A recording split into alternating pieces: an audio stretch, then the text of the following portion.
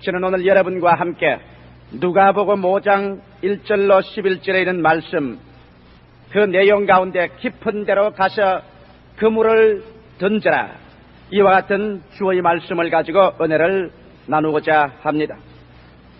저는 베드로의 일생 중에서 가장 획기적인 변화가 일어났던 누가복음 5장 1절로 10절의 사건을 언제나 마음속에 깊이 감격을 가지고 되새겨보고 느껴보고 하는 것입니다.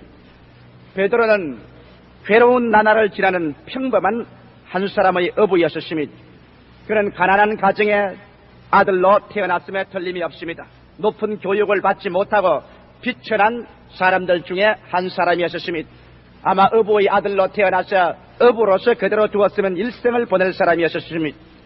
성경에 보니 베드로가 자녀가 있었다는 말이 없는 것을 보니까 결혼을 해서도 그는 아마 무자하였던 것 같습니다.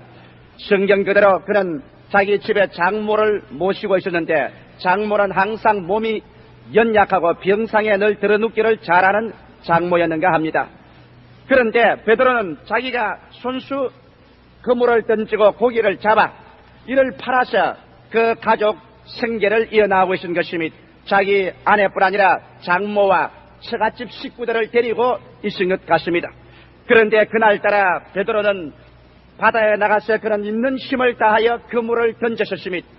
초저녁에 그가 그물을 던지러 나갈 때는 마음속에 부푼 꿈을 안고 나가셨습니다. 틀림없이 오늘 저녁에 내가 나가서 열심히 부지런히 일만 하면은 많은 고기를 애워서 오늘 승리로 돌아올게 될 것이다. 이 고기를 팔아서 오랫동안 내가 해주지 못한 우리 아내의 옷도 해드려야 되겠고, 또 어머니에게 좀 더 보약도 사서 드려야 되겠다. 그리고 생계 문제도 해결될 것이다. 꿈을 안고 나가서 그는 밤새도록 노를 저 얕은 바닷가에서 그물을 던졌습니다. 그는 깊은 곳에 들어갈 용기는 없었습니다. 왜냐하면 갈릴리의 바다라는 것이 대단히 믿을 수 없는 바다인 것입니다. 일단 헤르몬산 위에서 바람이 불어오기 시작하면은 육지보다 600척이나 낮은 이 갈릴리 바다는 일시에 하늘로 진공의 물이 끌려 올라가듯이 뛰기 때문에 조금 잘못하면 배가 파손됩니다. 이러므로 얕은 물가에서 그는 그물을 던졌습니다. 자정이 되도록 그는 그물을 던지면서 애를 써보았지만 아무것도 잡힌 것이 없습니다. 그는 생각했습니다. 아마 새벽녘에는 좀 잡힐 것이다. 그래서 춥고 몸이 한기가 나고 힘이 빠지는데도 불구하고 새벽까지 그는 계속 노를 젓고 계속 그물을 던졌습니다. 새벽녘에 가까워올 때 그는 이미 지쳐버리고 흙에 꽉 들어찼습니다. 마음의 불안과 공포가 꽉 들어찼습니다. 한 마리도 잡지 못하고 빈손들로 가면 어떻게 할 것이냐. 이미 손은 그물로 말미암아 찢어져 피가 나기 시작합니다. 그물도 여러 곳에 걸려서 찢어졌습니다. 그물을 던지고 또 힘껏 당겨보고 던지고 당기는데 새벽이 가까워 올수록 그 마음의 초조함은 더 견줄 데가 없었습니다. 이었고 동력에 환히 밝아지고 태양이 떠오를 때 그의 마음속에 희망의 태양은 가라앉아버리고 말한 것입니다. 안개를 겹치고 그가 배를 지어서 해변가로 나올 때 그런 어깨가 천근만근 무거웠습니다. 그런 그 마음속에 여러 가지 상념이 안개처럼 떠올랐다가 사라지고 내셨습니다. 사는 것이 귀찮고 허무했습니다. 그는 배도 허기증이 났을 뿐 아니라 인생의 허기증이 났습니다. 밤새도록 자기를 위해서 염려하고 아침에 눈이 퀭하게 기다리는 자기의 가족들의 생각이 그 이미지가 마음에 떠올랐습니다. 무슨 면목으로 빈손 들고 들어갈 것이냐, 오늘 아침 끼니는 무엇으로 끓일 것이냐, 약값은 무엇으로 만들 것이냐, 헐벗은 아내를 어떻게 할 것인가, 여러 가지 그 마음속에 패배감과 좌절의식이 꽉 들어찼습니다. 그는 해변가에 배를 떼었습니다. 집에 돌아갈 수가 없습니다. 왜? 찢어진 그물을 기워놓아야 되는 것입니다. 그것이 베드로가 가진 이 세상 전체의 재산이었습니다. 이래서 베드로는 해변가에 앉아서 비춰오는 태양볕 밑에 찢어진 그물을 깁고 있는 것입니다. 저는 이 상황을 생각할 때 마치 너무나 많은 사람들이 1973년도 1년을 베드로와 같이 이처럼 지나지 않았나 싶은 생각이 나는 것입니다. 1973년도라는 주어진 인생의 바다 위에서 우리는 있는 힘을 다하여 그물을 던지고 또 잡아당기고 그물을 던지고 또 잡아당겼는데, 많은 사람들이 아무것도 잡은 것이 없이 빈손 들고 허탈한 마음으로 이제 연말의 마지막 해변가에 배를 떼놓고 찢어진 나의 인생의 그물을 살펴보고 계산해보고 난 다음 이 발걸음대로 이대로 살아야 될 것인가, 자고 깨고 먹고 자고 깨고 먹는 반복 속에서 아무런 가치와 삶의 목표를 얻지 못하고 이 발걸음대로 살다가 이 발걸음대로 북망상천으로 가야만 되겠는가? 이와 같은 여러 가지 상념이 12월 31일이 되면 우리의 마음속을 걷잡을 수 없이 지나가곤 하는 것입니다. 오늘 이 시간에 베드로가 해변가에 앉아서 허기찬 인생을 부둥켜 안고 그런 여러 가지 고민과 상념 속에 어길 때 그의 생애 속에 일대 혁명적인 사건이 일어났던 것입니다.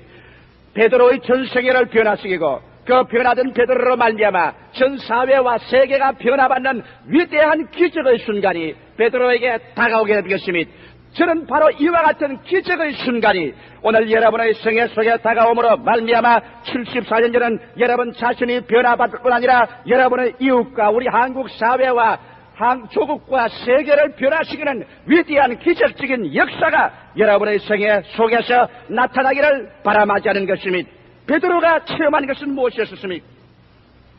그는 자기의 스스로의 운명의 슬픔 속에 취하여 주위 환경에 일어나는 사항을 관찰하지 못하고 있었는데 갑자기 수없이 많은 무리들이 예수 그리스도를 옹이하고 밀고 오는데 예수님은 많은 무리들이 서로 붙잡으려고 하며 그게 잡히지 않으려고 앞서서 총총걸음으로 오시더니 그대로 베드로의 배 위에 끼어들어 올라앉으셨습니다. 그러고 난 다음 베드로 보고 주님께서 명령하셨습니다. 이 배를 조금 바다 속으로 밀어 넣어라. 베드로는 엄격결에 주님의 그 권위에 찬 말씀에 질려서 그런 배를 조금 저 바다 안으로 넣었습니다. 예수는 배에 앉으셨습니다. 그러고 난 다음 예수께서 무리들에게 하나님 말씀을 강의하십니다. 베드로는 조금 앉아서 예수 그리스도의 그 말씀에 귀를 기울여 보았습니다.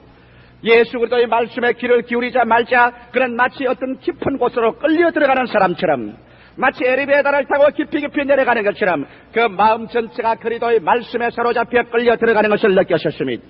그리고 난 다음 예수 그리스도의 말씀이 그 마음속에 들어오자마자 이상한 변화가 일어나기 시작한 것입니다. 그 마음속에 구름과 안개가 점점 사라지고 절망이 점점 사라지고 무언지 모르게 새로운 창조와 생명이 있는 역사가 그의 마음을 배 밑바닥 속에서 점점 채워 올라오는 그 희한한 체험이 베드로의 생애 속에 나타난 것을 보았습니다.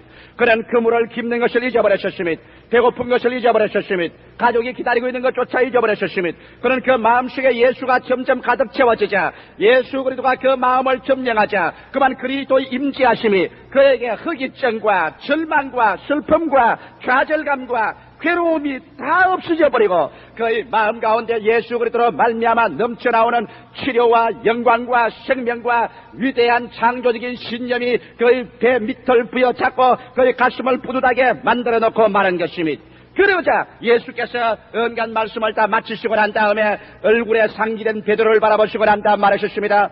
밤새도록 그물을 던져도 찢어진 그물만 갖고 아무것도 잡지 못한 당신 내 말을 들으시오. 이제 깊은 데로 배를 저어 가십시다. 베드로는 그 말을 듣고 난 다음 꿈에서 깬 것만 같았습니다. 그리고 예수 그리스도의 얼굴을 다시 쳐다보았습니다. 이분이 누구신가?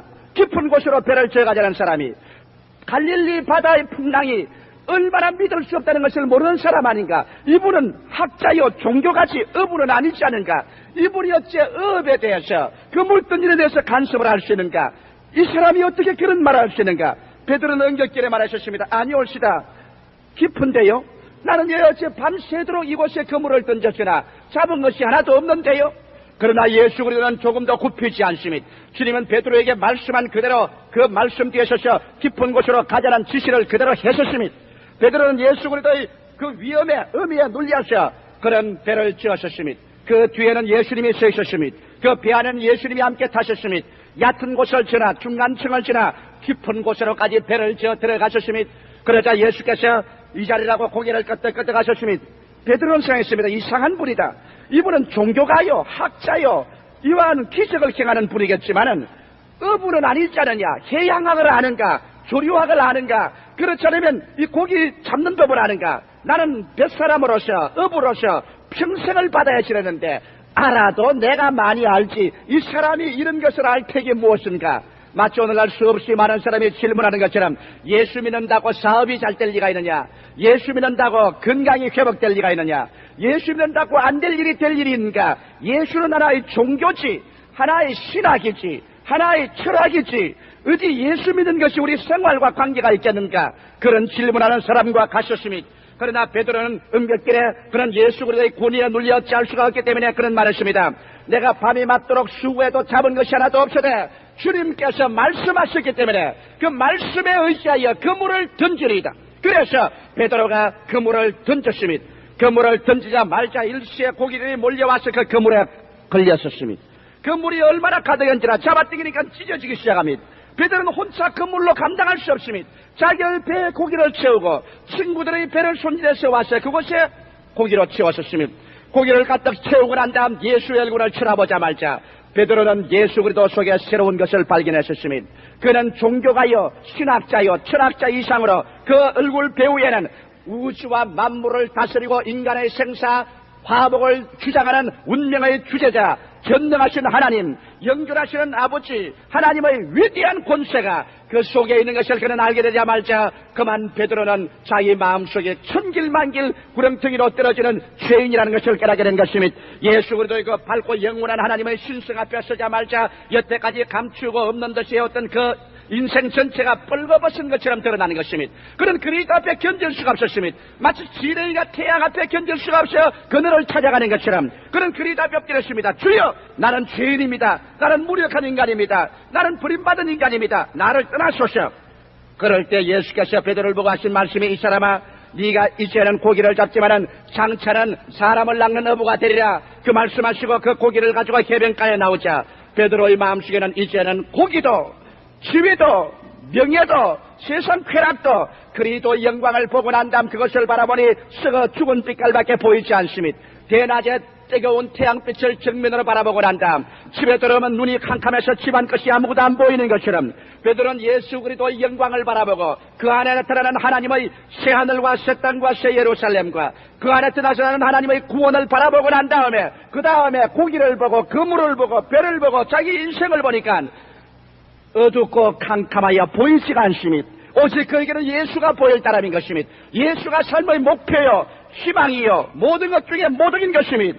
이때까지 살은 모든 것은 예수 그리스도를 보는 것에 비교하면 쓰레기 더미 것보다도 못하고 진토보다 못했었습니다. 이분이다. 이분이 나의 모든 것을 다 채워주시는 분이다. 예수를 알고 난 다음 그는 모든 것을 뒤에 두고 그리스도를 따르기 시작했다는 말씀이 있는 것입니다. 저는 이 말 가운데 여러분에게 오늘 두 가지 중대한 사항에 관해서 알아보고자 하는 것입니다. 왜냐하면 우리도 이 베드로와 같이 1973년 마지막 지나가는 해변가에 앉아서 이제는 세월은 다 흘러가셨습니다. 이제는 다시 그물 던질 기회는 없습니다. 73년도는 지나갑니다. 이 해변가에서 우리는 앉아서 빈 배를 바라보고 찢어진 그물을 헤아려가면서 지금 앉아 인생의 회오에 꽉 들어차 있는 여러분이 많을 줄 아는 것입니다. 이 자리에서 우리는 어떻게 인생을 살 것이냐. 그런데 오늘 여러분은 교회에 와서 앉아 계십니다. 갑자기 예수 그리스도의 복음을 듣게 된 것입니다. 조용기란 사람의 입을 통해서 오늘 이 시간에 갑자기 인생의 마지막 해변가에서 예수 그리스도의 초청과 예수 그리스도의 복음을 듣게 된 것입니다. 이 도대체 무슨 일인가? 내가 왜 오늘 순복음 중앙교회에 와서 앉아있는가? 지금 아직도 가입해야 될 빚이 있는데, 사업이 있는데, 밥 달라고 하는 자녀들이 있는데, 병든 자가 있는데, 내 마음에 불안이 꽉 들어찬데 내가 이곳에 와서 조 목사의 설교를 듣고 앉아있다니 이 웬 말인가? 이 시간에 하나님께서는 여러분의 운명을 변화시키기 위해서 거룩하신 성령으로 여러분을 이 자리에 불러주신 것입니다. 성경은 말씀하기를 아버지께서 내게 오게 하지 아니하시면 내게 올 자가 없나니라고 말씀한 것입니다. 아버지께서 여러분을 이곳에 오게 하시사 오늘 이 시간에 73년도 인생의 배 속에 왜 여러분이 공허하게 그물을 던졌다 땡겼다 하면서 아무것도 갖지 못했는가 그 이유를 보여주는 것입니다. 갑자기 베드로의 뱃속에 예수 그리스도께서 뛰어 올라타신 것처럼 오늘 이 시간에 갑자기 주의 성령께서 여러분의 마음을 감동하사 여러분의 가슴 속에 예수께서 나타나기를 원하시는 것입니다. 예수님은 여러분 오늘날 우리의 빈 뱃속에 나타나기를 원하는 것입니다. 인생에 자기 자만의 모든 승리가 꽉 들어찬 뱃속에는 주님이 뛰어들어갈 자리가 없습니다. 만일 베드로가 자기의 인간의 수단과 방법으로 그 뱃속에 고기를 가득히 채웠더라면 그런 예수께서 그 배 위에 올라탈 만한 그러한 자리를 주지도 아니했고 예수님이 배를 좀 빌려달라 해도 빌려주지도 아니할 것이요 배를 좀 비켜라 해도 비키지도 아니할 것입니다. 수없이 많은 사람들이 스스로 교만하고 스스로 자만하고 스스로 충만하고 스스로 만족함으로 말미암아 오늘날 예수 그리스도께서 와서 배를 빌리라고 해도 예수에게 배를 빌릴 시간도 없고 장소도 없고 공간도 없는 사람이 수없이 많은 것입니다. 그러나 성경은 뭐라고 말하는지 압니까? 가난한 자는 복이 나니 천국이 저희 것임이라. 애통하는 자는 복이 나니 저희가 위로함을 받을 것임이라. 지금 굶주린 자는 복이 나니 저희가 나중 베풀을 것임이라. 여러분과 나의 인생 속에 허탈증이 깍들어 차고 텅 빈 가슴을 안고서 인생을 살아온 것이 무엇이냐 회의에 취하여 빈 배, 빈 시간과 빈 공허한 심정을 가지고서 여러분이 앉아있다면 오늘 이 시간에 예수는 여러분과 말합니다. 너 배를 좀 빌리자고 말하는 것입니다. 수없이 많은 사람에게 주님 말합니다. 볼지어다 내가 문 밖에 서서 두드리느니 누구든지 내 음성을 듣고 문을 열면 내가 그에게로 들어가 그와 더불어 먹고 그는 나와 더불어 먹으리라. 너희 배를 좀 빌리자. 너희 빈 집의 문을 좀 열어다오. 내가 좀 들어가자. 사람들은 말합니다. 지금 파티를 하고 있습니다. 주님 조용히 하십시오. 당신이 들어와서 앉을 시간은 없습니다. 지금 돈을 한참 끌어들이고 있습니다. 주님 예수께서 와서 그 종교적인 무슨 말을 할 시간은 없습니다. 들어올 여가가 없습니다. 지금 우리는 바쁩니다. 세상 일로서 분망합니다. 당신 들어올 시간이 없습니다. 성경은 뭐라고 하는지 압니까? 화 있을진저 지금 배부른 자여 나중에 배고플 것임이라. 화 있을진저 지금 웃는 자여 나중에 울 것이라. 오늘 이 시간에 예수 그리스도는 여러분께서 빈 배를 가고 빈 그물을 가지고 이 시간에 이 자리에 앉아왔기 때문에 주님께서는 그 속에 당신이 들어가서 채우기를 원하시고 있는 것입니다. 너 배를 빌려다오. 너 그물을 빌려다오. 내가 좀 서자. 여러분은 예수에게 시간을 빌려주고 오늘 교회에 와서 앉아 계십니다. 여러분은 여러분의 배를 오늘 이 시간에 인생의 배를 그리스도에게 빌려주고 이 자리에 와 앉아 있습니다. 갑자기 여러분의 생애 속에 친구를 통해서 왔든지 어떤 환경을 통해서 왔든지 예수의 복음이 날개치고 와서 여러분께 말하셨습니다. 배를 빌려다오.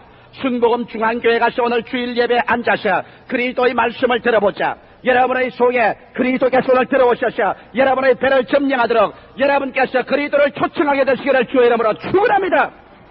예수님께서는 여러분의 뱃속에 들어오면 여러분의 배를 점령하고 여러분의 시간을 주님께서 소유하고 난 다음에 주님께서는 이 세상 사람이 들어보지 못한 말씀을 여러분에게 들리게 하는 것입니다. 오늘 하늘나라의 말씀은 눈으로 보지 못하고 귀로 듣지 못하고 사람의 마음으로도 깨닫지 못한 말씀인 것입니다. 고린도전서 2장 9절을 여러분 기억하실 것입니다. 하나님께서 자기를 사랑하는 자를 위하여 예비해 놓은 모든 것은 눈으로 보지 못하고 귀로 듣지 못하고 사람의 마음으로도 깨닫지 못했던 것 같으니라. 이 모든 것을 하나님의 성령이 보여주신다고 말씀한 것입니다. 오늘 우리는 세상의 지혜나 총명이나 지식인 말을 들어온 것이 아니라 하나님의 성령께서 그리스도가 우리를 위해서 예비해 놓은 것을 알 수 있도록 인도하는을 받기 위해서 이 자리에 오게 된 것입니다. 그렇다면 여러분, 주님께서 우리에게 말하는 조건이 있습니다. 그 조건이 주님이 첫째로 얕은 곳을 떠나라고 말한 것입니다. 왜 내가 인생을 지금까지 실패했는가? 왜 그물을 던지고 또 던지고 또 던지고 또 던져도 나는 아무것도 잡은 것이 없이 빈 배를 가지고 허탈한 인생으로 지금 이 길 걸어오고 있는가? 주님은 말씀합니다. 이 사람아, 그 이유를 내가 말해주겠다. 이제 내가 너희 뱃속에 탔으니 얕은 곳을 떠나 깊은 곳으로 가자. 그러므로 오늘 우리가 깊은 곳으로 가기 위하여 첫째로 우리는 얕은 곳을 떠나가야만 하는 것입니다.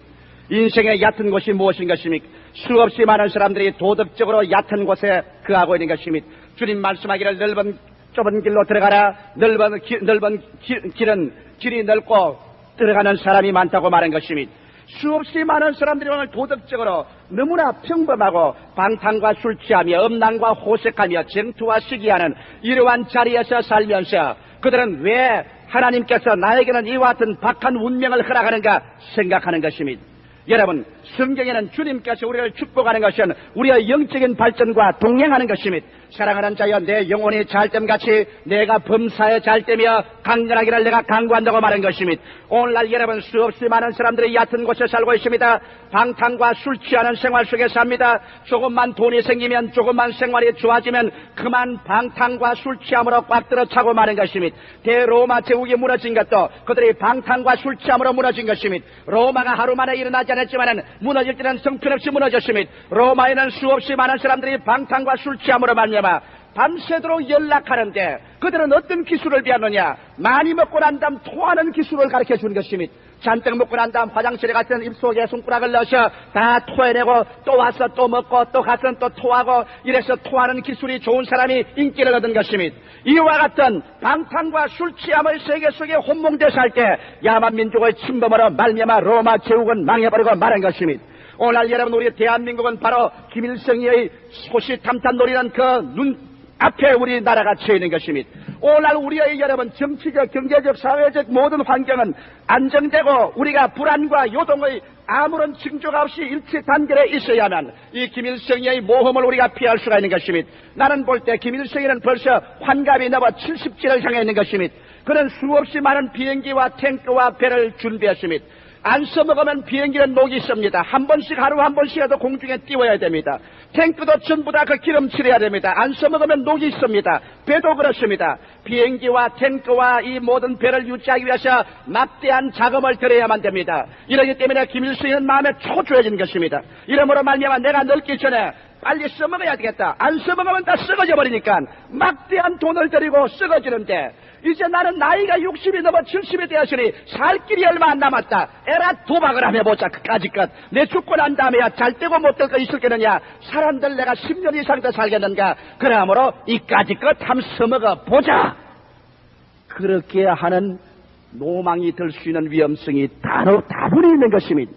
만일 그가 노망이 들면은 노망된 사람이 국제 정세를 생각합니까? 사회 정세를 생각합니까? 자기 민족이 망할 걸 생각합니까? 히틀러와 같이 일본 동조 연기와 같이 모험을 하지 않겠습니까? 만일 그래서 그 대준비한 비행기와 탱크와 함정을 써먹겠다고 달라들어 온다면 여러분 우리가 어떻게 하겠습니까? 오늘날 시대처럼 우리 한국 사람들은 방탕과 술 취하지 말며 정신을 차리고 우리의 허리춤을 묶어서 마음과 정신을 가득 세워서 우리의 이 세대를 무사히 넘길 수 있도록 마음의 다짐을 가져야 될 필요가 있는 것입니다. 어찌하든지 우리의 도덕적으로 우리가 와해되고 방탕되기 시작하면 절대로 안 됩니다. 좀 더 수출해서 돈을 벌었다고 해서 흥청망청하여 아무 곳이나 쓰는 것은 바요, 쓰는 것은 그저 술집이요, 쓰는 것은 방탕이요, 기생들이요, 오락이요 이렇게 나간다면 오늘 정신적인 환경은 우리 완전히 저해돼버리고 말고 회의전 이 가운데서 우리 한국이 또 어찌 될지 어떻게 알겠습니까? 우리 옛날에 개방되고 난 다음 당파 싸움에 당파 싸움, 정치 싸움에 정치 싸움으로 어지러우면서 큰 소리 꽝 한 것이 기억납니다. 아침은 사리원에 가서 먹고 점심은 저녁은 평양에 가서 먹는다고 큰 소리 할 때 나도 그것이 참말인 줄 믿었습니다. 그때 저는 학교 다니면서 야 대한민국이 그렇게 힘이 세고 강하고 좋구나 참말이구나. 그런데 전쟁이 나가보니까 아침은 사리원에서 먹고 저녁은 서울에서 먹는 지경이 되고 마는 것입니다. 이러므로 여러분 우리는 정신을 차리고 있어야 됩니다. 예수께서도 말씀하기를 말세에는 수많은 사람이 생활의 염려와 방탕으로 말미암아 그 마음이 둔하여지고 그날이 득과 같이 말이라고 말한 것입니다. 오늘날 마귀는 자기의 때가 얼마 남지 않은 것을 알고서 온 세계에 임하여서 세계 모든 사람의 정신을 혼미케 하기 위하여 방탕과 술 취함으로 세계를 안개와 구름같이 덮고 있는 것입니다. 이러므로 택한 사람까지라도 음란과 방탕으로 말미암아 이 세계의 정신을 차리지 못하게 하는 것입니다. 여러분 이스라엘 백성이 하나님의 택함을 받고 광야에 나왔다가 음란하고 방탕하다가 하루에 34,000명이 죽음을 받은 것입니다. 오늘 우리 예수 믿는 사람들이 가장 조심해야 될 것은 이제 마지막 때입니다. 우리의 도덕적인 수준을 저하시키시는 안 됩니다. 우리는 세상에서 소금이요 세상의 빛입니다. 교회가 일어나서 도덕적 정신적으로 오늘 우리 한국 사회에 빛이 되고 소금이 되어야 될 것인 것입니다. 이러므로 우리는 오늘 도덕적인 얕은 해변가를 떠나서 방탕과 술 취하고 세계적인 정황이 음란과 호색으로 가득 차 있는 것입니다. 방탕과 술 취하면 정상적인 판단력과 정신자세를 그르치고 음란과 호색은 인간으로 하여금 가장 비참한 하나님의 저주를 받게 하는 것입니다. 성경 하나님께서 말씀하기를 모든 죄는 다 몸 밖에 있으되 음란과 호색은 자기 몸에게 죄를 짓는 것이라고 말하십니다. 너희 몸은 하나님의 성전이라. 하나님의 성령이 너희 몸 가운데 거하는 것을 알지 못하느냐. 하나님의 성전을 더럽힌 자는 하나님이 멸하시라고 말한 것입니다. 성경에 하나님께서 주님이 친히 택한 백성이라도 언제 멸하느냐 하면 음란과 호색할 때 주님은 택한 백성도 멸망시켜버리고 말한 것입니다. 이러기 때문에 오늘날 음란과 호색의 얕은 해변가를 떠나야만 되는 것입니다. 그 다음 쟁투와 시기하지 말라고 로마서 13장 12절로 13절에 말한 것입니다. 오늘날 여러분 쟁투와 시기 이것이 우리의 가슴 속에 우리의 가정과 사회에 빠뜨려 차서 서로 물고 찢고 서로 헐벗고 헐뜯고 쟁투와 시기 속에 정신을 차리지 못할 동안에 우리는 다 배후에 신앙을 도적맞고 안녕을 도적맞고 평화를 도적맞고 말 것인 것입니다. 이러므로 성경 말씀대로 쟁투와 시기지 하지 말고 이럴 때수록 깨어서 기도하며 주님을 바라보고 하나님 중심으로 서서 나가라고 한 것입니다. 이러기 때문에 오늘 이 시간 1973년도를 보내면서 우리는 이 얕은 도덕적인 해변을 떠나야만 됩니다. 우리는 결심하여 술 취하는 사람은 술 취하지 말며 방탕하는 사람은 방탕을 버리고 음란과 호세하는 사람은 그 길을 끊으며 쟁투와 시기 속에 여념이 없는 사람은 이를 버리고 단정한 신앙으로 주님 중심으로 서는 생활로 돌아와야 될 것인 것입니다. 우리는 도덕적으로 얕은 해변을 떠날 뿐 아니라 정신적으로도 얕은 해변을 떠나야만 되는 것입니다. 정신적으로 얕은 해변을 떠나다니요, 이 무슨 말입니까? 여러분, 새해라는 것은 하나님이 주신 하나의 시간과 공간입니다. 이것은 아무 것 없이 우리가 다가왔지만은 새해는 요리해야 됩니다. 새해를 요리하는 솜씨는 어디에 있는 것입니까? 사주팔점입니까? 손금이 여러분의 새해를 요리합니까? 골상학이 여러분의 새해를 요리합니까? 여러분 사주가 여러분을 요리합니까? 아니요! 여러분의 정신적인 자세와 바탕이 새해를 요리하는 것입니다. 우리는 새해를 받아들였습니다. 그러나 이 새해가 우리의 마음의 해변가에 부딪힐 때 이 새해를 어떻게 요리할까 한 것은 여러분의 마음의 자세에 놓여 있는 것입니다. 이러기 때문에 잠언서 3장에 지킬 만한 것보다 내 마음을 지켜라. 생명의 근원이 거기에서 나온다고 말하셨습니다. 여러분의 74년도의 새해는 여러분의 가슴 속에는 마음의 자세가 요리하여 여러분의 새해를 만들어내게 되는 것입니다. 그러면 어떠한 얕은 정신적인 상황에서 우리는 벗어나야 되는 것입니까? 좌절감과 실패와 절망감에서 벗어나야만 되는 것입니다. 나는 어제 그저께 신문을 보니까 재수생한 사람이 대학교 예비고사에 떨어지자 외아들인데 그 어머니에게 미안하다고 편지 한 통을 써놓고 난 다음 자살했다는 말을 읽어보았습니다. 여러분, 젊으나 청춘에 10번 넘어지면 11번 일어날 수 있는 그 나이에 대학교 입시에 떨어졌다고 해서 그런 낙심하고 절망하고 좌절감과 실패와 절망감에 사무쳐 자기의 생명을 버렸다는 것을 생각할 때 내 마음속에 그 사람을 생각하고 비참한 생각이 나지 아니할 수가 없었습니다. 여러분, 우리 한국 민족이 다 좋은데 우리 민족성이 하나 나쁜 것이 있습니다. 우리 민족은 너무나 쉽게 좌절감과 실패와 절망감에 사무치는 것입니다. 우리 민족적인 정신적인 구조가 긍정적인 것보다도 부정적인 것입니다. 5천년 역사 가운데서 우리 한국 민족은 언제나 남은 민족의 수하에 짓밟히고 살았습니다. 그래서 우리는 늘 노예 제도 밑에서 짓밟히고 정치 제도 밑에서 또한 가난해서 우리는 늘 부정적인 생활만 살아왔기 때문에 우리의 마음속 근본적인 자세가 부정적으로 움직이고 있는 것입니다. 우리 민족이 잘 살기 위해서는 우리 마음의 자세를 부정적인 것에서 긍정적인 것으로 수술해서 돌이키지 아니하고는 이 민족에 아무리 협조를 해줘도 여러분 살 길이 없습니다. 이러므로 우리 민족의 성격은 남이 조금만 앞서가면 위에 올라가서 바지 끄집어 내리는 것이 제일 잘하는 우리의 특기인 것입니다. 이와 같이 부정적인 사고방식, 나는 못 산다, 안 된다, 망한다, 이런 모든 뒤로 물러가는 것. 성경은 말씀하기를 뒤로 물러가면 내 마음이 저를 기뻐하지 아니하리라. 나 여인은 믿음으로 말미암아 살리라. 사람이 쟁기를 들고 뒤를 돌아보는 자는 하늘나라에 합당치 아니하다고 말한 것입니다. 사랑하는 성도 여러분, 이러므로 우리는 오늘 이 시간에 좌절감이나 실패나 절망감을 뛰어넘어 예수 그리스도를 통하여 신념을 가지고 세상을 바라볼 수 있도록 깊은 곳으로 들어가야만 합니다. 저는 종종 내 자신을 격려할 때 광야의 이야기를 기억합니다. 예수님이 광야에 나가셔서 5,000명의 사람이 모여왔었습니다. 여자들과 애들을 합치면 2만여 명이 됐겠지요. 그곳에서 예수님께서 말씀을 전개하고 병을 고치시고 난 다음에 빌립에게 말하십니다. 빌립아, 이 사람들에게 먹을 것을 주라. 불가능에 대한 도전입니다. 불가능에 대한 도전. 이 백사지 땅에서 아무것도 없는 곳에서 이 사람들에게 먹을 것을 주라. 빌립은 당장 그 자리에 앉아서 수판으로 계산했습니다. 수학적 인생관입니다. 타가닥 참 이론에 맞고 합리주의적이죠. 수학적인 인생관을 딱 세워서 계산하고 보니 아무래도 못 먹이겠거든. 왜? 5,000명, 남자만 5,000명, 여자와 어린아이까지 2만여 명의 군중인데 그 그 떡 살 만한 떡도 없고 돈도 없고 광야고 해는 저물고 예수께 와서 말했습니다. 주님, 먹일 수가 없습니다. 그만한 돈도 없고 떡도 없습니다. 빌립의 이성적인 합리주의적인 수학적인 인생과는 예수의 명령을 정면으로 도전했습니다. 예수님은 이 사람들에게 먹을 것을 주라고 했는데 빌립은 못 준다 그러니까 예수님의 권위에 대한 도전인 것입니다. 그럴 때 여러분 여기 안드레가 왔습니다. 안드레는 여기 와서 떡 5덩어리와 물고기 2마리를 들고 왔습니다. 입에 한 입에 넣으면 다 들어갈 만한 것을 들고 와서 그는 인간 수학적인 인생만을 보지 아니하고 예수의 눈을 통해서 보게 되면 예수의 위치에서 보게 되면 나는 스스로 먹일 수는 없지만 예수를 통하기만 하면 그리스도의 축복을 통하기만 하면 먹일 수 있다는 신념을 가지고 주님께 나왔습니다.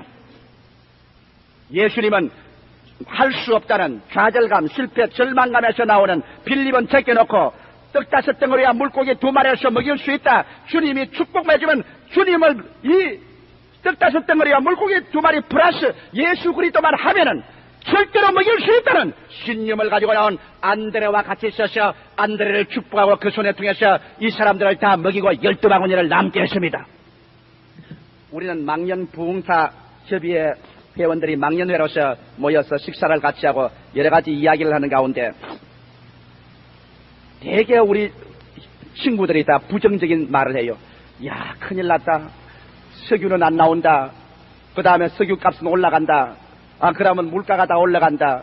이 74년대는 어떻게 살 것이냐. 정말 황량하다. 절망이다. 여러 가지 말을 했습니다. 그럴 때 제가 우리 형제들과 있으면서 내가 한 말이 있습니다. 여보시오. 인간의 실망은 하나님의 기회요. 하나님이 영일만해서 석유가 갑자기 풍풍 솟아나게 할 줄 누가 알겠소? 그런 기적도 없다고는 우리가 볼 수 없지만은 그러나 어려우면 어려울수록 그때 바로 하나님께서 나타나셔서 이 어려움을 극복하고 정말 영혼이 잘됨같이 범사의 잘됨에 강건하고 생명을 얻게 넘치게 할 수 있는 기회가 온 것이요. 우리 한국 민족은 하나님의 택한 민족인 것입니다. 이 마지막 때 하나님께서 우리 한국 민족을 부흥케 하셔서 우리 민족을 통하여 온 복음이 아시아 태평양 지대와 전 구라파를 휩싸게끔 주님께서 섭리하는 과정에 있는 것입니다. 이러기 때문에 우리는 어려우면 어려울수록 하나님의 능력이 나타날 수 있는 좋은 기회가 되는 것입니다. 할렐루야. 밤이 어두울 때 별빛이 더 빛나는 것입니다, 여러분. 이러기 때문에 오늘날 우리 하나님께서는 땅이 공허하고 혼돈하며 흑암이 깊음에 있을 때 하나님의 신이 수면에 운행하시더라고 했는데 하나님의 신이 운행하기만 하면 공허는 변하여 생명으로, 무질서는 변하여 질서로, 죽음은 변하여 성리로 꽉 들어찬 것입니다. 오늘 우리 한국 민족 가운데서 성신의 역사가 일어나고 있고 교회가 성령을 받고 있는 이상 두려워할 필요가 없는 것입니다. 오늘 나는 여러분께 말합니다. 여러분의 좌절감이나 실패나 절망감의 얕은 해변을 떠나게 되시기를 주의 이름으로 축원합니다. 나는 우리 형제 한 분의 간증이 내 마음속에 크게 격려를 주었습니다. 이분은 군대에 있을 때 제 설교집을 읽고 신앙을 좀 얻었답니다. 그러나 우연히 사업을 하다가 사업에 완전히 실패를 하고 난 다음 그 다음 자동차 사고로 허리가 부러졌습니다. 돈은 없고 빚은 지고 자동차 사고로 허리는 부러지고 이제는 올 때 갈 데가 없습니다. 즉 십자병원에 입원해 있다가 부러진 허리를 부둥켜 안고 교회를 찾아왔습니다. 교회를 찾는데 그날따라 제가 수요일날 저녁인데 설교하는데 무슨 제목으로 설교하냐면 풍파를 타고 오시는 예수 그리스도라는 제목으로 설교를 하더랍니다. 우리에게 다가오는 모든 풍랑은 예수가 타고 오는 수레니까 풍랑이 오면 예수도 타고 온다는 말을 듣고 그렇다. 내 사업이 다 망하고 비투성이가 되고 허리가 부러진 이것은 예수가 타고 오는 수레다. 그렇다면 예수를 모셔야 될 것이 아니냐. 그날 그 자리에서 예수를 모시고 그 자리에 앉아서 철야 기도를 해주십니다. 그러고 난 다음 일어나서 그 마음속에 수없는 좌절감, 실패, 절망감에 짓눌린 그 인생을 다 청산해버리고 나도 예수 그리스도로 말미암아 살 수 있다, 할 수 있거든이 무슨 말이냐. 믿는 자에게는 능치 못할 수 없다는 신념을 가지고서 상계동으로 나가셨습니다. 그곳에서 조그마한 가게를 열어가지고서 인형을 만들기 시작했습니다. 손으로 부부간에 인형을 직공되어서 만들었습니다. 그래서 인형을 팔러다니니 누가 인형을 잘 삽니까? 추운 겨울에 장갑도 끼지 아니하고 기업차비도 없고 하니까 그냥 맨발로 그거 인형을 가지고 뜁니다. 그냥 그러면 영양실조된 아내와 자식의 모습이 생각나서 눈물이 앞을 가려서 그냥 그럴 수 없어 일가 뛰었었습니다. 왜? 뛰면 슬픔이 잊어지니까. 그러고 난 다음 그는 뛰면서 늘 저희 설교를 생각하고 성경을 생각했다는 것입니다. 할 수 있거든이 무슨 말이냐? 믿는 자에게는 능치 못하심이 없나니라. 그런 눈물을 흘리면서 뛰어가면서 말을 했습니다. 인간으로도 나는 절망이지만 주님 속에서 나는 희망이다. 1년을 뛰어서 수고를 해서 보니까 안 먹고 헐벗고 굶주리고 영양실조가 되면서 겨우고 사업자금으로 모아놓은 자금이 얼마가 되느냐? 5만 원이 지금 통장에 들어왔다는 것입니다. 그래 5만 원 지금 통장을 가지고 큰 희망입니다. 온 가정 식구의 희망이 그 5만 원에 있습니다. 이것이 우리의 이제 살 희망이다. 이게 사업자금이 되고 이것이 그 다음 월급도 줘야 되고 생활자금 되니까. 그런데 하루는 주님께 기도하니까 하나님 말씀하기를 이 사람아 그 돈 5만 원을 하나님께 건축헌금으로 내라 그러더랍니다. 하늘이 무너지고 땅이 무너지는 겁니다. 이제는 결단 났다. 아무리 기도해도 주님이 내라. 건축헌금으로 내라. 그래서 5만 원 지금 통장을 들고서 그는 자기 아내에게 말했습니다. 여보, 이것 하나님께서 건축헌금으로 내라 그럽니다. 부인이 얼굴이 백지장같이 되지만 눈알이 펑해지더랍니다. 그럼 저러면서 아니 당신 실승을 해서 올바른 말로 말을 하오. 그래서 여보 나는 예수 믿고 하나님 섬기는 것이 내 전체 생애의 희망이 아니요. 하나님께서 내 마음속에 이것을 주께 드리라고 하니 내가 안 드릴 수가 있겠소. 그러니 내어놓겠습니다. 부인이 좋소. 오늘부터 당신하고 나하고는 갈라쓰는 거요. 이제 내가 무슨 희망으로 살란 말이요. 1년 내내 굶주리고 애를 쓰고 힘써서 모아놓은 재물 5만 원을 하나님께 바치면 이제 나는 무슨 희망으로 사오. 그런 당신하고 내가 무슨 희망으로 살겠소. 이제 당신 혼자 잘 사시오. 나는 갑니다. 그러지만 부인이 일어나지만 농장을 열고서 옷가지를 사서 안녕히 계십시오. 그러면 떠납니다. 자, 절망에 다가왔습니다. 이제는 한 사람 가정의 동료인 부인조차 떠나고 말았습니다. 하나님의 말씀을 순종할 것이냐 절망에 깔아앉을 것이냐.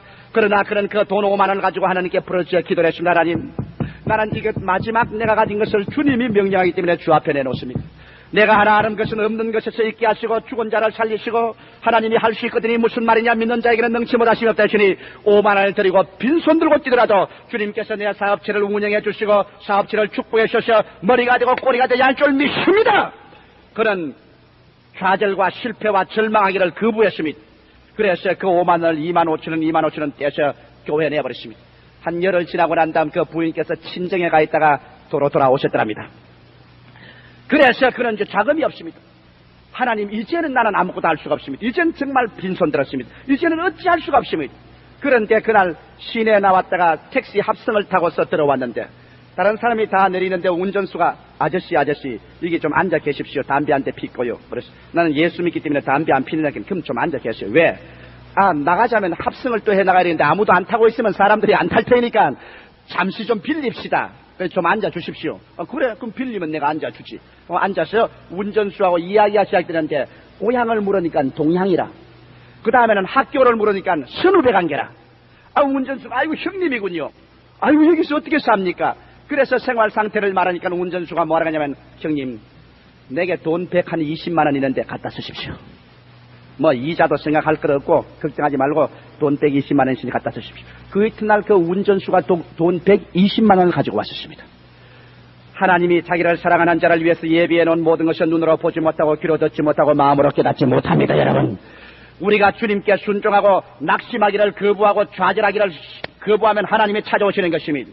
그것이 연관이 되어가지고서 오늘날 그가 하는 사업체는 크게 번창하여 이제는 60여 평의 공장을 가지고 5, 60명의 직공들을 고용하고 5, 600만 원의 수출 청원을 받으며 이제는 탄탄대로에서 주님의 이름을 찬미하고 구가며 나가고 있는 것입니다. 나는 여러분 여기에서 크게 내가 감격하고 느낀 것입니다. 그분이 능히 좌절하고 실패하고 절망에 주저앉을 수 있는 분입니다. 왜 군대에서도 좋은 자리에 있고 사회에서 높은 지위에 있다가 낮아서 길거리에서 맨발 벗고 인형을 보따리에 싸고 이 집 저 집 돌아다닌다는 것이 쉬운 것이 아닙니다. 그러나 그에게 다가온 세월 단지 2년 만에 그런 10년 이상씩 이 업을 하는 사람을 앞질러서 머리가 되고 꼬리가 될 수밖에 머리가 되고 꼬리가 되지 않은 것은 그는 예수 그리스도를 의지하고 그에게 다가오는 세월을 창조와 믿음으로 변화시켰기 때문인 것입니다. 할렐루야. 이러므로 사랑하는 성도 여러분 낙심하기를 거부하십시오. 절망과 좌절감에 짓눌리기를 거부하십시오. 그 다음 여러분과 내가 떠나야 될 것은 불안의 해변을 떠나야 되는 것입니다. 불안이란 공포를 가져오고 공포는 공황을 가져오는 것입니다. 불안은 자기 믿음에 대한 반대인 것이며 예수님 말씀하시기를 너희가 하나님을 믿으니 또 나를 믿으라고 말한 것이며 수없이 많은 사람들이 내일에 대한 불안, 미지의 세계에 대한 불안을 가지고 있습니다. 그러나 여러분과 내가 그 나라와 그 일을 먼저 구하고 예수 그리스도를 믿음으로 사랑한다면 성령 로마서 8장에 있는 말씀대로 하나님이 그 아들을 아끼지 않고 우리에게 주시니까 그 아들과 함께 무엇을 선물로 주지 않겠느냐. 여러분께서 예수 그리스도에게 온 몸과 마음을 던지고 믿으면 그리고 기도해서 내어 맡겨버리면 하나님의 성령은 여러분의 마음 가운데 불안을 해소하고 그 대신 믿음을 갖다 넣어줍니다. 여러분 오늘 마음의 믿음은 내일의 여러분의 운명을 좌우하는 것입니다. 성경에는 내 아는 대로 될 것이라고 말 안 했습니다. 내 계획대로 될 것이라고도 말하지 않았습니다. 내 믿은 대로 될지어다. 여러분 1974년도는 신념의 사람들 되기를 예수 이름으로 축원합니다. 그래서 여러분 마음 가운데 하나님 말씀으로 불안의 자리에 채워놓고 말씀에 서서 나가게 되면 여러분의 마음속에는 불안 대신 믿음이 있을 것입니다. 우리는 분노의 해변을 떠나야 되는 것입니다. 수없이 많은 사람들이 분노에서 자기 영혼의 자세를 망치고 있는 것입니다.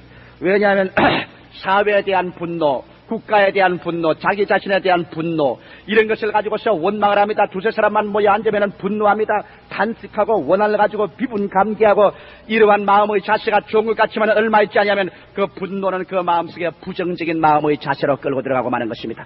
사람은 성을 내고 분노를 내면 완전히 부정적으로 되고 마는 것입니다. 한 가정에도 밥상에서 부부간에 앉아 오손도손 좋은 이야기하다가 조금만 의견이 상충되어 그만 한 사람이 분노를 해버리고 만다면 그 가정의 확인은 다 깨어지고 파괴적인 부정적인 것으로 그 가정은 완전히 잡혀버리고 마는 것입니다. 이렇기 때문에 여러분과 나의 생에는 오히려 분노 대신에 여호와를 찬미해야 될 것인 것입니다. 하나님이 사용한 위대한 일꾼들은 분노하는 사람들이 아니라 찬미하는 사람들인 것입니다. 여러분 성경에 바울과 실라를 보십시오. 빌립보 감옥에 들어앉아 얻어맞고 피를 흘리며 분노해야 될 그 사람이 여호와를 찬미하며 하나님이 성령을 보내서 진을 일으켜 감옥문을 열어 제껴버리고 마는 것입니다. 그러므로 여러분의 여러 가지 마음의 감옥문에서 나오기를 원하면 분노 대신에 하나님을 찬미하는 생활로 돌아서야 될 것인 것입니다. 그 다음에 우리는 허무주의의 얕은 해변을 떠나야 되는 것입니다. 수없이 많은 사람이 말합니다. 살아서 못하나 모든 것이 허무하다. 오늘 아침에 한국일보 만화에 보니까 그 만화에 이런 만화가 있습니다. 어떤 방송국 기자가 와서 묻습니다. 송년에 대한 소감은 없습니다. 신년에 대한 소감은 없습니다. 여러분 그거 재미있다고 기록해 놓았지만 나는 그 속에서 그 정신 상황의 허무주의를 보한 것입니다. 모든 것은 아무것도 의미가 없다. 그저 될 대로 되라. 허무주의. 이와 같은 마음의 자체는 여러분에게 다가오는 새해를 맞이할 수 있는 정신적 자세 아니요. 이 사람은 패배하는 사람인 것입니다. 허무주의에 취한 사람은 인생의 목표가 없는 사람인 것입니다. 그래서 바람 부는 대로 물결 치는 대로 떠내려가는 사람인 것입니다. 이러한 사람은 아무것도 성취할 수 없는 것입니다. 그 다음 무결단성의 해변을 떠나야 되는 것입니다. 사람이 무골충같이 결단성이 없어서 근데 이 사람 말하면 이 사람 말에 귀를 기울이고 저 사람 말하면 저 사람 말에 귀를 기울이고 이리 와 가면 이리 와 가고 저리 와 가면 저리 와 가고 그래서 오늘날의 인간을 뭐라고 말하면 매스콤 인간이라고 말합니다. 신문이 떠들어대고 텔레비가 떠들어대면 신문이 만들어낸 인간 텔레비가 만들어낸 인간으로 자기의 마음속에 아무런 결정이 없습니다. 결단성이 없습니다. 이러므로 말미암아 수없이 많은 사람에게 끌려만 댕깁니다. 술 친구들이 가자고 한다고 술집에 따라가고 나쁜 친구들이 가자고 한다고 해서 부도덕한 곳에 따라가고 마음의 갈피를 잡지 못합니다. 무결단성. 이것은 여러분 이 사람은 아무래도 성공할 수 없는 사람인 것입니다. 그 다음에 파괴적인 공격을 하는 심정. 이 사람은 조금만 일이 닥치면 될 대로 되라 자기 아내를 치고 물건을 부숴버리고 발길로 차버리고 이까지까지 폭력으로 나와서 될 대로 되라 너 죽고 나 죽자고 부딪혀 나와버리는 이러한 파괴적인 공격적인 심정을 가진 사람은 얕은 곳에 사는 사람입니다. 이러한 사람에게는 하나님께서 성공의 기회를 주지 않습니다. 여러분과 내가 오늘 떠나야 될 것은 좌절감, 실패, 절망감, 불안, 분노, 허무주의, 무결단성, 파괴적인 공격 이와 같은 얕은 해변가에서 떠나야만 되는 것입니다. 이것을 안고 있는 이상 여러분은 절대로 고기를 애울 수가 없습니다. 이것을 안고 있는 이상 영적인 행복, 마음의 평화, 생활의 승리는 못 가져오는 것입니다. 도덕적인 얕은 해변을 떠나야 될 뿐 아니라 정신적으로 얕은 해변을 떠나야 되는 것입니다. 그럴 뿐 아니라 생활에서 세상적이요 정욕적이요 마귀적인 것을 떠나서 우리 분명히 하나님의 목표를 세우고 나가야 되는 것입니다. 오늘 예수님께서는 여러분 보고 이와 같은 얕은 곳을 떠나라고 말씀하고 있는 것입니다. 얕은 곳을 떠나라. 여러분 우리가 승리로운 생활을 하려면 깨끗 것은 깨끗 줄 알아야 됩니다. 떠날 것은 떠날 줄 알아야 되는 것입니다. 눈물을 머금고 나도 떠날 것은 떠나야 되는 것입니다. 그러면 어떻게 할까요? 주님께서 지금 손을 가리킵니다. 깊은 데로 나와 함께 들어가자. 여러분, 우리 1973년도 오늘 마지막 해변에서 우리 얕은 것을 이제 이 시간에 버립니다. 그럴 때 예수께서 여러분과 나를 향해서 1974년도를 향해서 말합니다. 나와 함께 깊은 곳으로 들어가자. 깊은 곳은 무서운 곳입니다. 깊은 곳은 불안합니다. 그러나 깊은 곳에 예수께서 같이 가면 깊은 곳은 창조적인 기회가 되는 것입니다. 깊은 곳으로 어떻게 나갈 수 있을까요? 주님, 나는 얕은 곳을 못 떠나겠어요. 나는 왜 그런지 방탕과 술 취하며 음란과 호색하며 쟁투와 시기하는 이거 떠날 수가 없어요. 나는 대어 먹은 것이 그저 자꾸 좌절하고 실패하고 절망감에 허덕이고 불안하며 분노하고 허무주의와 무결단식에 허덕이며 파괴적인 공격적인 그런 부정적인 마음이 꽉 들어있는데 이거 어떻게 할까요? 이거 나는 귀 그물이 다 찢어졌어요. 이거 어떻게 할까요? 여러분, 예수가 여러분 뱃속에 들어오면 이 모든 것은 사라지고 마는 것입니다. 할렐루야. 이런 힘으로도 되지 아니하고 능으로도 되지 아니하되 여러분 하늘과 땅을 지어주시며 없는 것을 있게 하시고 죽은 것을 살리신 나사렛 예수를 여러분의 생애 속에 중심에 모시고 그를 치라면 예수 그리스도 안에 있는 생명의 성령의 법이 죄와 사망의 법에서 여러분을 해방시켜주는 것입니다. 예수의 그 말 앞에 여러분 자신을 맡기고 오늘 이 시간에 예수를 여러분 중심으로 꽉 모셔드리면 그런 하늘과 땅의 모든 권세를 가진 자로서 여러분과 나를 자유케 해서 깊은 곳으로 가자고 인도하는 것입니다. 나는 오늘 여러분께 깊은 곳으로 가는 길을 말씀해드리고 이 설교를 끝마치고자 하는 것입니다. 깊은 곳으로 가자면 여러분 배 안에 그리스도를 안내자로 모셔야 되는 것입니다. 너무나 많은 사람들이 그리스도를 종교적으로 믿고 철학적으로 믿고 감상적으로 믿지 내 인생의 안내자로 믿지 않습니다. 안내자면은 그 안내자에게 내 인생의 고삐를 내어 맡겨버려야 되는 것입니다. 여러분, 예수께서 여러분의 인생의 안내자가 되고 여러분 안내자로 그를 믿으셨으면 그 발 앞에 엎드려 여러분 자신을 내어 맡겨버리고 주님께서 시키는 대로 따라 쓰게 되어야 되는 것입니다. 내가 망하면 주님 따라가다가 망하리다. 죽으면 죽으리다. 그러나 나는 주님을 따라 행하옵니다. 이와 같이 여러분께서 여러분의 인생의 배 안에 예수 그리스도를 안내자로 모실 때 예수님은 여러분의 인생길을 잘못 인도하지 않습니다. 그러므로 그리스도를 안내자로 모시면 예수님을 어느 길로 인도합니까? 내가 예수님을 인도하는 몇 가지 단계를 말하고 이 말씀을 끝마치겠습니다. 첫째로 주님은 중생의 체험으로 여러분을 이끌어 주시는 것입니다. 며칠 전에 어떤 청년 한 사람이 와서 말했었습니다. 그는 교회에 잘 나오고 예수를 사랑하는 사람인데 어떤 집회에 가니까 너 거듭났느냐? 너 거듭났느냐? 거듭났으면 너 거듭나는 날짜와 시간을 알아야 된다. 그래서 그 청년이 중대하게 혼돈을 입었었습니다. 나는 그러므로 예수를 사랑하고 교회는 나가지만은 거듭나는 날짜와 시간을 모르니 나는 버림받은가 보다. 그래서 내 그 청년에게 말했습니다. 거듭나는 날짜와 시간을 말할 필요가 없다. 왜냐하면 날짜와 시간을 말해도 그 이후에 죽어버릴 수 있으니까 현재의 문제다. 그리스도와 나의 관계는 현재의 문제다. 현재 예수를 사랑하는가? 현재 예수님을 내 구주로 모셔서 내 마음속에 있는가? 그렇다고 그러시면 그러면 너는 거듭난 사람이다. 여러분, 현재 예수께서 여러분 속에 있으면 아멘 하십시다. 그렇다면 여러분 옛날에 거듭난 그 날짜와 시간을 몰라도 좋습니다. 지금 예수가 여러분 속에 있고 지금 성령으로 그리스도를 주라고 시인하면 여러분은 거듭난 사람인 것입니다. 중생의 체험은 깊은 곳으로 들어가는 체험 단계인 것입니다. 깊은 세계가 비로소 열리게 된 것입니다. 그 다음에 한 단계 더 깊은 곳으로 들어가는 것은 성령의 세례의 체험을 해야 되는 것입니다. 우리가 중생한 사람이 나가서 믿음으로 할래도 믿음의 힘이 없습니다. 기도할 힘이 없고 말씀을 전할 힘이 없고 말씀을 믿을 힘이 없습니다. 이럴 때 주님께서 말씀하기를 너희가 성령을 받으면 권능을 얻고 예루살렘과 온 유대와 사마리아와 땅을까지 내 증인이 되는 것입니다. 여러분 중생하셨으면 주님은 이 말세에 성신 주기를 원하시는 것입니다.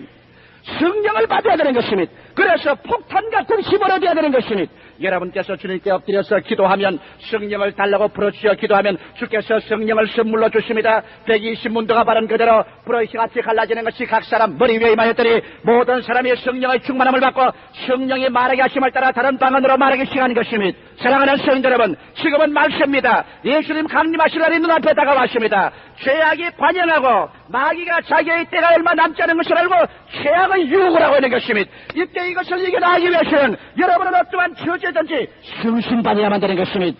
이것을 안이하게 듣지 마십시오. 종교적으로 듣지 마십시오. 성령의 불이 여러분 마음을 휘어잡아서 여러분을 내리붙잡고 이끌어주지 아니하면 여러분께서 말세 예수께서 하신 말씀대로 내가 올 때 믿는 자를 부르느냐고 말했는데 여러분 성령 없이 어떻게 믿음을 계속하겠습니까? 이러므로 믿을 때 성령을 받게 되시기를 주의 이름으로 축원합니다. 우리 12월 31일 날 철야 기도회를 합니다. 성신 못 받은 사람은 그날 저녁에 와서 다 성신 받아야 될 것입니다. 우리 성령 세례를 받아 믿음의 능력을 얻으면 또 좀 깊은 곳으로 들어가야 됩니다. 그 다음 깊은 곳은 바로 성결입니다. 하나님과 동행입니다. 나는 많은 사람이 내게 이런 질문을 합니다. 목사님, 왜 예수 믿는데 담배 피지 마라, 술 먹지 마라 합니까? 그래서 나는 늘 말합니다. 내가 언제 담배 피지 말라고 하더노? 언제 내가 술 먹지 말라고 하더노? 내 조용진 목사 설교에 언제 담배 피지 마라, 술 먹지 마라 내가 말하더냐? 나 안 한다. 그런데 왜 사람들이 자꾸 그렇게 합니까? 사람들이 그렇게 하는 것이 아니라 당신 마음의 양심이 끓이기니 그렇지. 사람들이 무슨 말을 합니까? 문제는 예수를 중심에 모시고 성령 충만한 것 됩니다. 그러면 어떻게 되냐? 예수 믿고 성령 충만하면 성결은 성신이 말을 하기 시작하는 겁니다. 야, 그건 냄새 나는데 나도 괴롭다. 나도 너 속에서 같이 사니까 우리 민주주의식으로 하자. 우리 너만 하고 나는 안 좋으니까 그만 피자. 그 다음 술 취하는 거. 야, 그 집에 가니 내 안 좋더라. 그 집에 가 있으니까 내가 하나님 성령이 아주 기분이 좋지 않다. 그러니 그런 데 가지 말자. 하나님의 성령이 들어오시면 여러분들 성결한 과정으로 이끌어들기 시작하는 것입니다. 여러분 마음이 편하지 않고 기쁘지 않으니 떼버릴 수밖에 없는 것입니다. 이래서 성결한 생활로 한계란 배로 들어갑니다. 그러고 난 다음 더 깊은 곳으로 들어가면 이제는 헌신의 자리에 들어가게 되는 것입니다. 헌신의 자리는 뭐냐? 따라 말씀하시죠. 순종과 믿음. 하나님에 대한 전적 순종과 믿음의 헌신의 자리에 들어가면 이제 주님께서 여러분에게 배 가득하고 그물이 찢어지도록 예비한 것을 열어놓기 시작하는 것입니다. 이것이 저희 여러분 마지막 결론입니다. 성경 말씀 가운데 보면은 아브라함이 100세가 넘어 어떤 아들을 갖고 그가 나이 한 120세쯤 되어서 아들이 한 20세 됐을 때 하나님께서 말하십니다. 아브라함아, 내 아들 내 사랑하는 독자를 모리아산에 제물로 드리라. 각을 떠서 장작에 얹어서 불을 떼서 태워버리는. 여러분, 아브라함에게는 청천벽력입니다. 그러나 아브라함은 중생의 체험과 성령의 충만한 체험과 성결의 체험을 깊은 곳에 들어온 사람이라 마지막 그런 여호와의 산으로 갔었습니다. 여호와의 산으로 가는 3일 길은 그런 순종의 길이었습니다.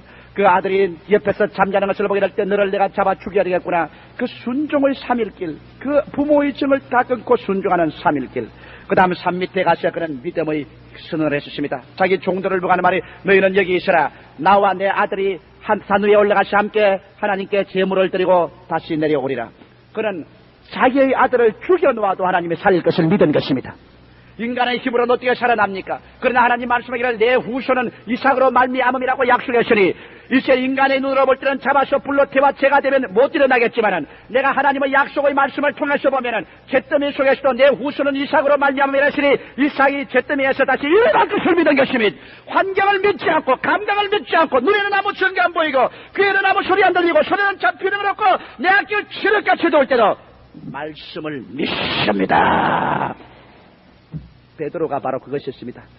말씀에 의지하여 그물을 내리리다. 순종과 믿음은 가장 깊은 곳에 들어간 생활입니다. 그곳에 그물을 던질 때 베드로는 그물이 찢어지도록 잡혔습니다. 아브라함이 순종과 믿음으로 하나님을 예비하는 산에 올라갔었을 때 그는 아들을 안 죽고 살려 돌려받을 뿐 아니라 하나님의 축복의 계시가 쏟아져 나오기 시작하는 것입니다. 사랑하는 성도 여러분, 예수 믿으면 못 산단 말이 어디 그런 거짓말이 있는 것입니까? 성경에 여호와를 자기 하나님으로 믿은 백성은 복이 있다고 말하셨습니다. 성경에 나를 믿는 백성은 머리 가지고 꼬리 되지 않고 위에 있고 아래 내려가지 않고 남에게 구워줄지라도 꾸지 않겠다고 말하는 것입니다. 성경에 말하기를 도적이 오는 것은 도적질하고 죽이고 멸망시키는 것뿐이요 내가 온 것은 양으로 생명을 얻게 하고 더 풍성히 얻게 하겠다고 말하는 것입니다. 역사적인 상황이 하나님을 자기 하나님으로 믿은 백성들이 얼마나 구라파와 미국의 복을 받은 것입니까? 여러분, 오늘 여러분께서 깊은 곳으로 그리스도와 함께 나아가서 그물을 던지면 여러분의 영혼이 잘됨같이 범사의 잘됨에 강건하고 생명을 얻되 넘치게 없는 주님의 참된 축복이 여러분 생애 속에 나타나기 시작하는 것입니다. 그 찢어진 그물 빈 배를 다 없애고 이제는 마음에 만족합니다. 그 속에서 결과적으로 새로운 인생이 계시되는 것입니다. 이야, 인간들은 다 죄인이구나. 예수님의 그 발 앞에 엎드려 항복을 하면 주님께서 보여주십니다. 이 세상에 육신의 정력과 안목의 정력과 이생의 자랑보다 가장 귀한 것은 영혼을 구원하는 것이다. 사람을 낚는 생활, 이것이 인생 전부다. 이 땅에 사는 것은 잠시 잠깐 빌려온 땅에 빌려온 대지 위에 시간을 빌려서 우리 사는 것이다. 여기에서 영혼을 구원하라. 내 영혼을 낚아라. 정치에서, 사업장에서, 학교에서 모든 것은 영혼을 낚는 수단이 되는 것이다. 영혼의 귀중성을 깨닫게 되고 난 다음에 베드로가 그 체험을 하고는 밖에 나와서 모든 것을 버려두고 예수를 쫓았습니다. 여러분이 이와 같은 하나님의 큰 축복을 체험하고 나면은 그 다음에는 세상 모든 것에 대한 미련이 끊어지고 마는 것입니다. 있어도 거기에 잡히지 아니하고 없어도 그곳으로 말미암아 낙심하지 않습니다. 부하다고 음란 호색하지 않고 빈하다고 낙심해서 타락하지 않습니다. 예수 그리스도만 온전히 보고 쫓아갈 수 있는 이러한 마음의 위대한 변화가 다가오게 되는 것이니 여러분 이와 같은 1974년도를 맞이하기 위해서 오늘 얕은 곳을 떠나 예수와 함께 깊은 곳으로 나아가는 여러분 되시기를 주의 이름으로 축원합니다.